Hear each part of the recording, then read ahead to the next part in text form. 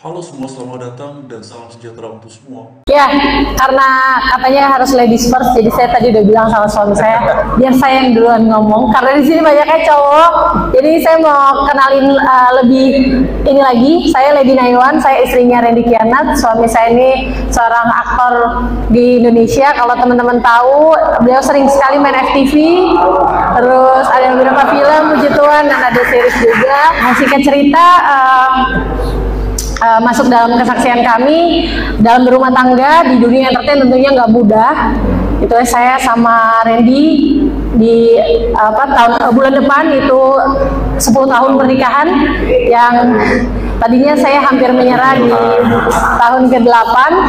Nah, intinya adalah sebenarnya bukan hanya di dunia entertain atau sebenarnya di dalam kehidupan aspek mana aja, mau profesinya apapun, yang namanya badai kehidupan itu pasti ada gitu. Apalagi dalam rumah tangga, karena rumah tangga itu kan inisiatifnya Tuhan ya, jadi Tuhan pasti punya rencana gitu dalam setiap kita.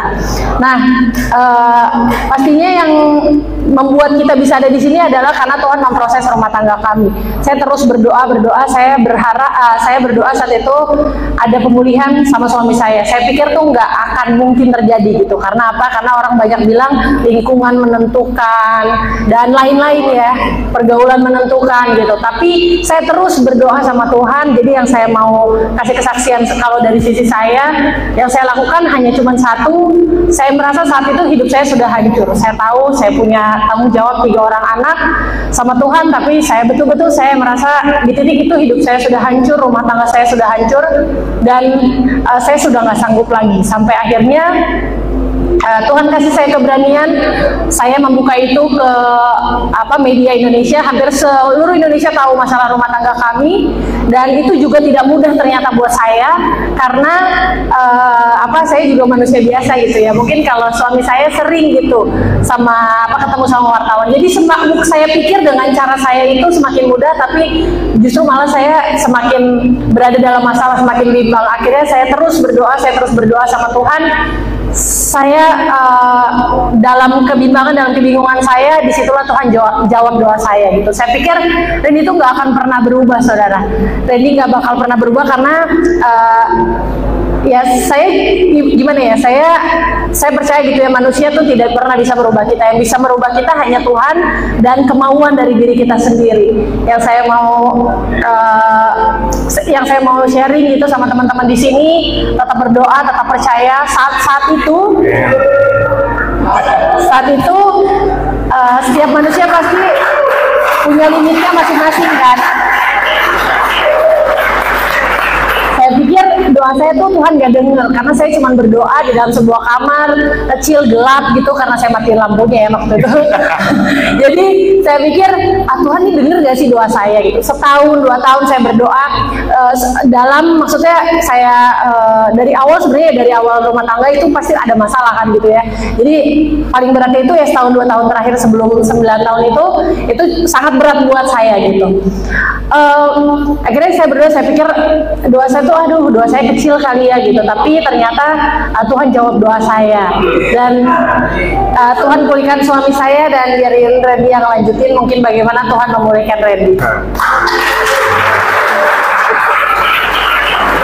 Shalom kawan-kawan dan salam sejahtera untuk semuanya. Dan sebagaimana tadi sudah kita dengarkan bersama-sama satu kesaksian yang disampaikan oleh istrinya Randy, bahwa karena kemurahan Tuhan Yesus, keluarga mereka sudah dipulihkan, dan tentu ini sesuatu yang patut untuk disyukuri.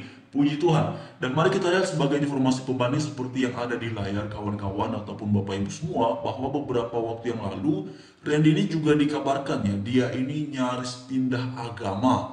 Nah, karena memang beberapa bulan yang lalu kan pembahasan terhadap kedua public figure ini, baik Randy dan istrinya, itu kan ramai sekali ya, dan tentu itu sesuatu yang lumrah, karena bahkan dalam beberapa uraian Randy ini disebut sebagai raja FTV. Jadi tentu dia punya penggemar, dia punya fans, sehingga kemudian ketika dia mengalami sesuatu, pastinya ini akan menarik perhatian masyarakat dan pada akhirnya menjadi bahan perbincangan ataupun pembahasan di ruang publik. Namun luar biasa, sebagaimana tadi sudah kita lihat bersama-sama, ternyata ya dia bersama dengan istrinya menyaksikan berkat dan pemulihan Tuhan atas keluarga mereka ya, sebagaimana tadi sudah kita dengar bersama-sama. Namun kalau kita bicara terkait dengan topik berpindah agama, sebenarnya hal berpindah agama ini adalah hal yang biasa ataupun sering kita lihat di bangsa kita di Indonesia terutama ya. Karena ada orang-orang Kristen yang pada akhirnya entah karena alasan apa, tetapi pada akhirnya mereka memutuskan untuk keluar dari agama Kristen dan menganut agamanya yang baru. Ada yang kemudian memilih agama itu, ya, agama ini. Ya, bagi saya secara pribadi itu kembali kepada masing-masing. Meskipun ya, sebagai sesama orang beriman tentu ada rasa kehilangan, ada rasa sedih juga ketika melihat ada saudara-saudara seiman kita yang keluar dari iman Kristen. Pasti kita ada merasa sedih dan rasa kehilangan sesama saudara seiman.